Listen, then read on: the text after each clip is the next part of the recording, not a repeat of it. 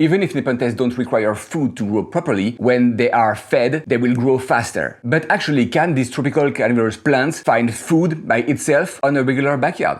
Let's see.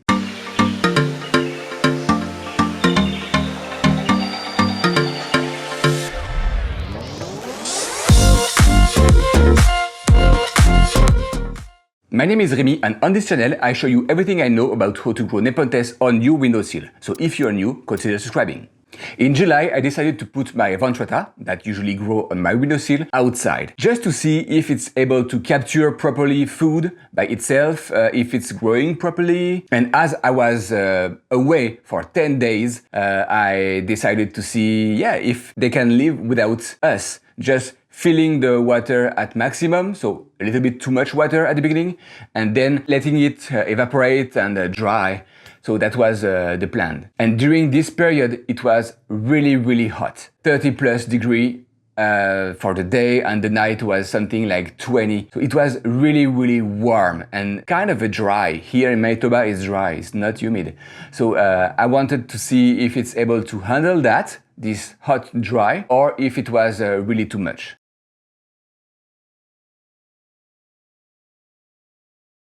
So here is the Ventrata. It's growing inside usually, but this time it will be outside for, I don't know, maybe 2 months. So great color, great shape, everything is really healthy there. So let's see how it's survived now. And actually, you know this plant. That's the small Nepenthes I reported 2 years ago. So you see it grow quite nicely. So as you see, I put it beside the grass because I want the more insects around possible. So it's sunny on the morning and evening, but on the afternoon, because of my garage, it's totally on the shade. So that's really what you want. You don't want that full sun for too much. So great leaves, and we'll see that all the pictures are empty, because again, they were grown inside and I just use a liquid fertilizer. So there is no solid food on the pictures, on this one. The second one too, it's totally empty. I don't know if you see that. Yep, empty. So now we would see if it's able to capture. And there is a new picture forming here. So that's cool.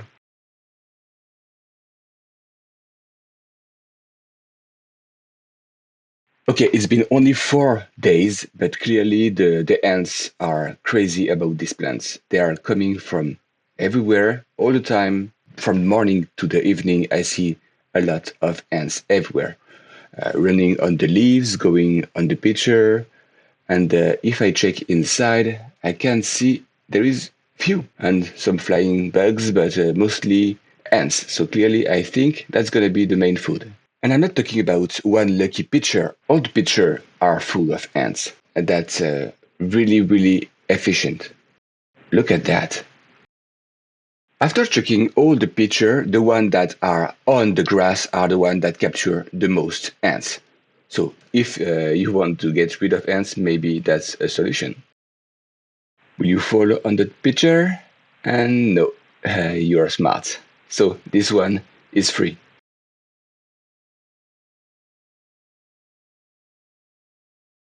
Okay, it's been a month and a half and the weather is changing, so I will have to stop the test. Clearly, you see the color is totally discolored. The picture are not that red as before. And the new picture is good. But we see that the one that was forming never made it. It was too hot and the plant was probably trying to get used to the new environment. And we have a new one again. So in 2 weeks, probably it gets used to the new environment. Okay, so now let's see what is inside the picture. Okay, in this one, oh, it's really dark. That's gonna be hard, but I will take a picture for you. What? Oh, I saw, yeah, a wasp. So it's interesting. Not only ants, just one wasp. So that's not really big. That's not the main target, I would say. And this one, okay, a lot of ants. We can see the layer of decomposition. So clearly not a lot of new leaves or picture. Basically, when I took it from inside to outside, it needed this time to get used to the new environment. So obviously the picture forming on the tundril gets dry, and the next one was okay but not great, but then it was showing a new one. So it probably took maybe 2 weeks to get used to the new environment and then continue. The fact that it was very dry and hot, really aggressive weather, slowed down the plant for sure, but it may also have triggers another response. Usually plants will shoot a flower or seeds to be able to make sure the species survive. When they are endangered, they flower. Nepenthes, I don't feel like that. I feel like they will most likely shoot offshoot, the basal shoot, and this one didn't missed it. 2 basil on the bottom of the main stem. So again, could be a way you want to duplicate the plants, stressing it out, but I don't recommend that for sure. It was able to capture quite a lot of insects, even if mainly ants and wasps. That was the main food. But actually it was quite efficient for a plant usually growing inside. And finally, the goal was to have it for all July and all August, but we had some crazy weather lately.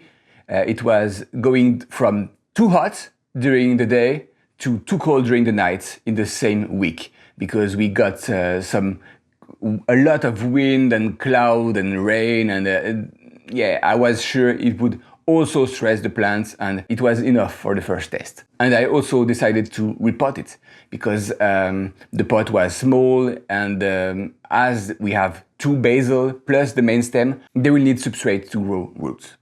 And actually, I'm trying a new substrate without sphagnum, because that's lately quite expensive. So let's see how it goes. That's it for today. If you tried to grow your Nepenthes outside for summer usually, please let me know. And I know there is plenty of you from Philippines to Asia to probably even Spain, Italia, all that stuff. You grow year-round your Nepenthes outside because you have the great climate for that. But clearly for North America, I'm not sure you could do that all the time. Maybe in Florida. I need to interview somebody from there one day. But clearly Canada, you don't want that for the winter outside. Even New York or even lower, it would be too cold. If the temperature go below 15 degrees Celsius, that will be way too cold. They will just freeze to death. Or you will really stress your plants, and that's gonna make them stop producing pitcher, leaves, everything will pause because the plants will not be happy for winter. And that's exactly what you want to avoid here. You don't want your plants to just stop growing for all winter, being damaged by the cold, and then you have it recovering 3 months on spring and finally starting again, new pitcher, but soon it's fall again. No, if you want to grow outside your plants, you really have to make sure the temperature will be enough from spring to winter. So if you have any question, please shoot that on the comments, and until next time, happy growing.